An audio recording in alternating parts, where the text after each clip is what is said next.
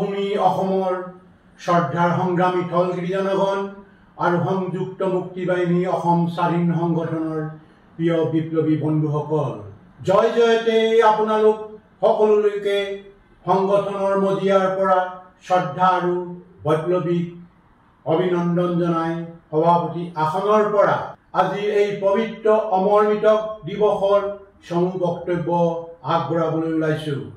British আৰু মান ৰজাৰ দ্বাৰা স্বাক্ষৰিত হোৱা ইয়াণ্ডাবুৰ সন্ধিপত্ৰ পৰিপ্ৰেক্ষিতত সাৰ্বভৌম স্বাধীন অসমৰ স্বতন্ত্ৰ ৰাজনৈতিক অধিকাৰ লোপ পোৱাৰ আৰু পিছলৈ ঔপনিৱেশিক দখলদাৰী বাহিনীৰ দ্বাৰা অবৈধ আৰু অন্যায়ভাৱে ভাৰত ৰাষ্ট্ৰই অসমৰ স্বাধীনতা হৰণ কৰি আজিকোপতি যি নব্য উপনিৱেশিক শাসন শোষণ অব্যাহত ৰাখিছে, এই উপনিৱেশিকবাদক মষিমূৰ কৰি স্বাধীন অসমৰ হেৰুৱা গৰিমা পুনৰ উদ্ধাৰ আৰু পুনৰ প্ৰতিষ্ঠাৰ বাবে অসমীয়াই যিসকল বীৰ সন্তানে অসমৰ আজি আৰু কাইলৈৰ বাবে মুক্তি বিপ্লৱৰ যোগেদি নিজৰ নিজৰ জীৱন দি উপজা মাটিৰ সেৱা কৰি গ'ল, সেইসকলৰ অমূল্য ত্যাগ আৰু সন্মানত শ্ৰদ্ধাঞ্জলি জনোৱাৰ উদ্দেশ্যে আমাৰ সংগঠন সংযুক্ত মুক্তি বাহিনী অসম স্বাধীনৰ অনন্য গুৰুত্বপূৰ্ণ দিন অমৰ মৃতক দিৱস আজি শত সহস্ৰ অসম সন্তানৰ কলিজাৰ কেঁচা তেজেৰে সিক্ত মুক্তি বিপ্লৱৰ বুৰঞ্জীৰ পৃষ্ঠাত ২৭ জুলাই দিনটো থলগিৰি জনগণৰ মানসপটত চিৰস্মৰণীয় হৈ আহিছে। সংযুক্ত মুক্তি বাহিনী অসম স্বাধীন সংগঠনৰ লক্ষ্য উদ্দেশ্য নীতি আদৰ্শত অনুপ্ৰাণিত হৈ অদম্য সাহস আৰু নিভাঁজ দেশ প্ৰেমৰ অনুপম নিদৰ্শন দাঙি ধৰা আজিৰ এই অমৰ মৃতক দিৱসৰ ৰক্ত ৰঞ্জিত পবিত্ৰ দিনটোত সংগঠনৰ শীৰ্ষতম নেতা বিষয়াৰ পৰা কনিষ্ঠতম মুক্তি সেনানীগৰাকীৰ উপৰিও যিসকল সাধাৰণ থলগিৰি জনগণ ঔপনিৱেশিক ৰাষ্ট্ৰ সন্ত্ৰাসৰ বলি হৈ মৃত্যুক আঁকোৱালি ল'ব লগা হ'ল, সেই প্ৰতিগৰাকী অমৰ মৃতকৰ আত্মবলিদানক কৃতজ্ঞতাৰে সোঁৱৰি গভীৰ শ্ৰদ্ধাঞ্জলি অৰ্পণ কৰিছো।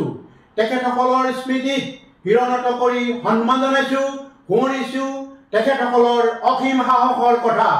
সোণহেৰীয়া বুৰঞ্জীয়ে হাত বাউলি ৰিঙিয়াই থকা অসমৰ আজন্ম ৰাজনৈতিক অধিকাৰ পুনৰ প্ৰতিষ্ঠাৰ হকে অন্যায়ৰ বিৰুদ্ধে ন্যায় ধ্বজা উৰুৱাবলৈ অনিবান প্ৰতিৰোধী মুক্তি বিপ্লৱৰ শত্ৰুৱে কালিলৈ যোৱা শত শত বীৰ অসম সন্তানৰ গৌৰৱান্বিত পিতৃ মাতৃ তথা পৰিয়াল পৰিজনক সমবেদনা জ্ঞাপন কৰিছো, প্ৰণিপাত জনাইছো। তেখেতসকলৰ অমৰ ত্যাগ লগতে চিৰঘূণীয়া হৈ দুৰ্বিহ জীৱন নিৰ্বাহন বাস্তৱতাক মানি সত্য জয়ৰ বাবে অপেক্ষাত থকা সকলৰ আশু আৰোগ্যৰ কামনা কৰিছো। সেই সুবাদতে যুদ্ধবাজ ঔপনিৱেশিক ৰাষ্ট্ৰৰ ভেৰণীয়া বাহিনীয়ে অন্যায় তথা স্বৈৰাচাৰীভাৱে যিসকল মুক্তিকামী জনগণক অসমৰ বিভিন্ন কাৰাগাৰত আজিকোপতি বন্দী কৰি ৰাখিছে, তেওঁলোকলৈ সহমৰ্মিতা জনাই বিনাশত্বে মুক্তিৰ দাবী জনাইছো। পৃথিৱীৰ প্ৰত্যেক জাতিয়ে নিজ জন্মভূমিক বুকুৰ হুনিতেৰে ভাল পায়। বিশ্বৰ প্ৰতিটো স্বাধীন চিতীয়া জাতিয়ে কেঁচা তেজৰ বিনিময়ত নিজৰ জন্মভূমি তথা দেশৰ সাৰ্বভৌম স্বাধীনতা অক্ষুণ্ণ ৰাখিবলৈ সক্ষম হৈছে। এই মৰ্তৰ আন আন স্বাধীন মনা জাতিসমূহৰ দৰে অসমো তাৰ ব্যতিক্ৰম নহয়। বুৰঞ্জীৰ পাতে পাতে সি বিদ্যমান। আহোম শাসনৰ সময়ছোৱাত ৭০ বাৰতকৈ দিল্লীৰ শাসকে চলোৱা আক্ৰমণত অসমীয়াই ভাল পোৱা হেজাৰ বিজাৰ অসম সন্তানে কলিজাৰ কেঁচা তেজেৰে আই আচল তিয়াই অসমীয়াই গৌৰৱ উজ্জ্বল ঐতিহ্য অক্ষুণ্ণ ৰাখি গৈছে। কেৱল আলবৈ ৰণেতেই একেদিনাই প্ৰায় ১০,০০০ থলগিৰি সৈন্যই নিজৰ জীৱন উৎসৰ্গাৰে উপজা মাটিৰ সাৰ্বভৌম স্বাধীনতা বজাই ৰাখিবলৈ সক্ষম হৈছিল।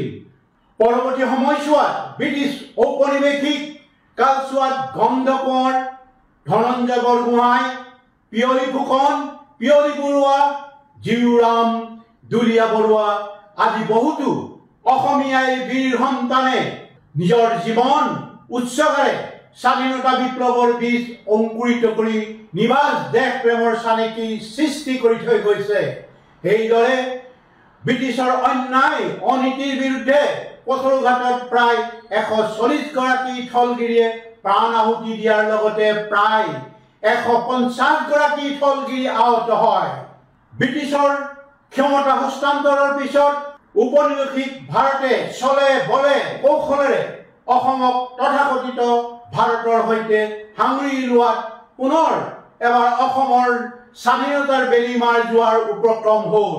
এই হেৰুৱা স্বাধীনতা উদ্ধাৰ কৰি পুনৰ প্ৰতিষ্ঠাৰ বাবে 1979 চনৰ 7 এপ্ৰিলত তৰা সন্মিত সহস্ৰ জাতীয় মুক্তি বিপ্লৱৰ নেতৃত্ব প্ৰদান কৰা সংযুক্ত মুক্তি বাহিনী অসম চমুকৈ আলফা সংগ্ৰামৰ ভয়ে খেদি পৰা নব্য উপনিৱেশিক ভাৰতীয় ভেৰণীয়া বাহিনীৰ 1991 চনৰ আজি দিনটোতেই দৰঙৰ ডিপিলাৰ 5 গৰাকী নিৰীহক স্বাধীনতাৰ মুক্তি সেনানী সজাই হত্যা কৰে।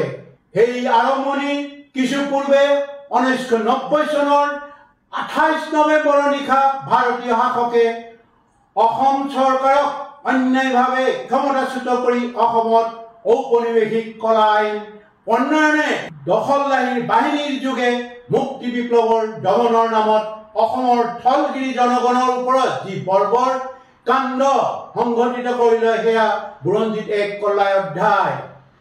উল্লেখযোগ্য যে আলফা দমনেৰে অসম ভাৰতৰ ৰাজনৈতিক সংঘাত সমাধান কৰাৰ উদ্দেশ্যেৰে ঔপনিৱেশিক ভাৰতৰ ভেৰণীয়া বাহিনীয়ে চলোৱা অপাৰেশ্যন বজৰঙত ঔপনিৱেশিক ৰাষ্ট্ৰৰ সামৰিক অস্ত্ৰাগাৰত সঞ্চিত সেই সময়ৰ সকলো প্ৰকাৰৰ আধুনিক অস্ত্ৰ শস্ত্ৰ আলফাৰ বিৰুদ্ধে প্ৰয়োগ কৰিও সফল হ'ব নোৱাৰা তাৰ প্ৰায় ছমাহৰ পিছৰ পৰাই পৰ্যায়ক্ৰমে চেৰডিল, rhino, cobra, golden bird, Bhutan all clear আদি অভিযানত দখলদাৰী বাহিনী আলফাৰ বিৰুদ্ধে অত্যাধুনিক সমৰাস্ত্ৰ বখজ ব্যৱহাৰ কৰিছিল। ক্লাউড9, ব্লেজিং খুকুৰি, আৰ্কিড, থাণ্ডাৰ ষ্টৰ্ম আদি সামৰিক আক্ৰমণে মুক্তি বাহিনী সেনানীৰ সকলৰ লগতে অনেক সাধাৰণ জনগণৰ জীৱন কাঢ়ি লৈ গ'ল। দখলদাৰীৰ শত্ৰুৰ পৰা উপজাতিৰ স্বাধীনতা ৰক্ষা কৰিবলৈ এইদৰে যুগে যুগে অসমীয়াই যোগ্য বীৰ সন্তানে বুকুৰ সুনিতেৰে অসমৰ মুক্তি বিপ্লৱৰ বুৰঞ্জীৰ পাঠত নিজৰ নাম খোদিত কৰা অমৰমিত সকলৰ নাম চিৰকালৈ উদ্দীপ্ত হৈ থাকিব। শেহতীয়াকৈ যোৱা 13 জুলাই তাৰিখে পুৱতি নিশা ঔপনিৱেশিক ভাৰতীয় ভেৰণীয়া বাহিনীয়ে ম্যানমাৰস্থিত নগা অধিকৃত অঞ্চলৰ সংযুক্ত মুক্তি বাহিনী অসম স্বাধীন সংগঠনৰ একাধিক চলমানী শিবিৰত অত্যাধুনিক প্ৰযুক্তিৰ আত্মঘাতী ড্ৰোন, যুঁজাৰু বিমানৰ পৰা মিছাইল আক্ৰমণ তাৰে জ্বলন্ত উদাহৰণ। যি আক্ৰমণত আমাৰ সংগঠনৰ নিম্ন পৰিষদৰ সন্মানীয় সভাপতি জেনেৰেল নয়ন অসম, সহবিত্ত সম্পাদক মেজৰ জেনেৰেল গণেশ অসম আৰু সামৰিক সদস্য ত্ৰিকেন্দ্ৰ অসমে অমৰমিতক বৰণ কৰিব লগা হয়। কোৱাৰ বাহিৰতে অসমৰ থলগিৰি স্বকীয় বুৰঞ্জীৰ ঐতিহ্য পৰিচয়ে মহিমামণ্ডিত চহকী জাতিৰ আৱেগ অনুভূতি আৰু প্ৰাপ্য অধিকাৰক ঔপনিৱেশ ৰাষ্ট্ৰই তাৰ দখলদাৰী বাহিনীৰ সামৰিক শক্তি প্ৰয়োগে অন্যায় অনীতিৰে আমাৰ সংগঠনৰ নেতা বিষয়া সদস্যা হত্যা অথবা বিভিন্ন প্ৰকাৰে লোক লালসা প্ৰলোভন দিগ্ভ্ৰষ্ট কৰি অসমৰ শত স্বাধীনতা পুনৰ প্ৰতিষ্ঠাৰ বিপ্লৱক নিষেধ কৰি অসমৰ ওপৰত অভিভাৱকৰ কৰ্তৃত্ব যুগ যুগান্তলৈ বাহাল ৰাখিব বিচাৰিছে, যিটো কোনো স্বাধীন মনাজাতিয়ে মানি ল'ব নোৱাৰে। নিজকে বিশ্বৰ সৰ্ববৃহৎ গণতান্ত্ৰিক ৰাষ্ট্ৰ বুলি জাহিৰ কৰিব বিচৰা ভাৰতে আত্ম উপলব্ধি কৰা উচিত যে অসম আৰু অসমৰ থলগিৰি জনগণে ভাৰতৰ ঔপনিৱেশিক কবলৰ পৰা সাৰ্বভৌম স্বাধীনতা বিচৰাটো সুস্থ গণতন্ত্ৰত বিশ্বাসী সকলো নাগৰিকৰ আৰু ৰাষ্ট্ৰসংঘৰ দ্বাৰা স্বীকৃত অধিকাৰ। কিন্তু ঔপনিৱেশিক ভাৰতৰ শাসকসকলে গণতান্ত্ৰিক প্ৰক্ৰিয়াৰে আমাৰ ন্যায্যতাক সন্মান প্ৰদৰ্শন কৰাৰ সলনি সামৰিক শক্তি প্ৰয়োগ কৰি সংগ্ৰামখন নিঃশেষ কৰিবহে উঠি পৰি লাগিছে। ঔপনিৱেশিক ভাৰত ৰাষ্ট্ৰৰ এই চৰিত্ৰৰ বাবে অসমৰ স্বাধীনতা বিপ্লৱখন দীঘলীয়া হোৱাটো স্বাভাৱিক আৰু দৃঢ়মনা অসমীয়াই শত শত বীৰ সন্তানে তাৰ হেৰুৱা আজন্ম ৰাজনৈতিক অধিকাৰ প্ৰাপ্তিৰ বাবে জীৱন উৎসৰ্গা কৰিবলৈ প্ৰস্তুত থাকিব। এই দীঘলীয়া বিপ্লৱখনত যদিওবা অমৰ মৃতকৰ তালিকাখন দীঘলীয়া হৈ গৈ থাকিব, সিয়ে আমাক আমাৰ কাংক্ষিত লক্ষ্য প্ৰাপ্তিৰ পৰা বিচলিত অথবা হতাশ কৰিব নোৱাৰে। বৰঞ্চ অমৰ মৃতক সকলৰ ত্যাগে আমাক আমাৰ লক্ষ্য প্ৰাপ্তিৰ বাবে সংগ্ৰামখন বাহাল ৰাখিবলৈ স্থিতপ্ৰজ্ঞ হৈ থাকিবলৈ উৎসাহিত আৰু অনুপ্ৰেৰণা কৰিব। প্ৰণিধানযোগ্য তেজ আৰু ঘাম স্বাধীনতা সহস্ৰ বিপ্লৱৰ এক অপৰিহাৰ্য অংগ। পৃথিৱীত এনে কোনো দেশ নাই যাৰ স্বাধীনতা সংগ্ৰামত ৰক্তক্ষয়ী হোৱা নাই। যিহেতু সংযুক্ত মুক্তি বাহিনী অসম স্বাধীন সংগঠনৰ লক্ষ্য স্থিৰ, উদ্দেশ্য মহৎ আৰু আত্মবিশ্বাস দৃঢ়। গতিকে আমাৰ লক্ষ্য উদ্দেশ্যত আমাক উপনীত হোৱাৰ কোনো শক্তিয়ে হেঙাৰ হ'ব নোৱাৰে। শেষত ঔপনিৱেশিক ভাৰতীয় দখলদাৰী বাহিনীয়ে চলোৱা প্ৰতিটো সামৰিক অভিযানত যিসকল অসমীয়াই যোগ্য বীৰ সন্তানে কলিজাৰ কেঁচা তেজেৰে শলিতা জ্বলাই আই সেৱা আগবঢ়াই থৈ গৈছে, তেখেতসকলৰ সেই মহান ত্যাগত সোঁৱৰি ২৭ জুলাই এই গৌৰৱোজ্জ্বল দিনটো অসমৰ বিপ্লৱী বুৰঞ্জী তথা জাতীয় জীৱনৰ বাবে এটা মাইলৰ খুঁটিৰূপে চিৰযুগমীয়া কৰি ৰখাৰ আমাৰ সকলোৰে দায়িত্ব আৰু কৰ্তব্য।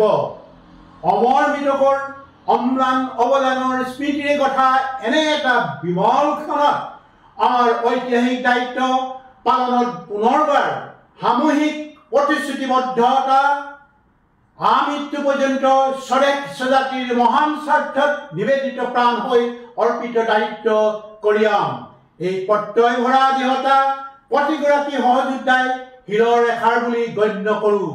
আজি এই পবিত্ৰ দিনটোত পুনৰ এবাৰ শত সহস্ৰ অমৰ মৃতকক স্মৃতিচাৰণ কৰি আৰু বহিঃ ৰাষ্ট্ৰৰ সন্ত্ৰাসত যিসকল থলগিৰি শাৰীৰিক মানসিকভাৱে নিগৃহীত সেইসকলৰ প্ৰতি গভীৰ শ্ৰদ্ধা নিবেদন কৰাৰ লগতে থলগিৰি জনগণৰ সুস্বাস্থ্য কামনা কৰিলোঁ। জয় আই অসম, জয় আই অসম।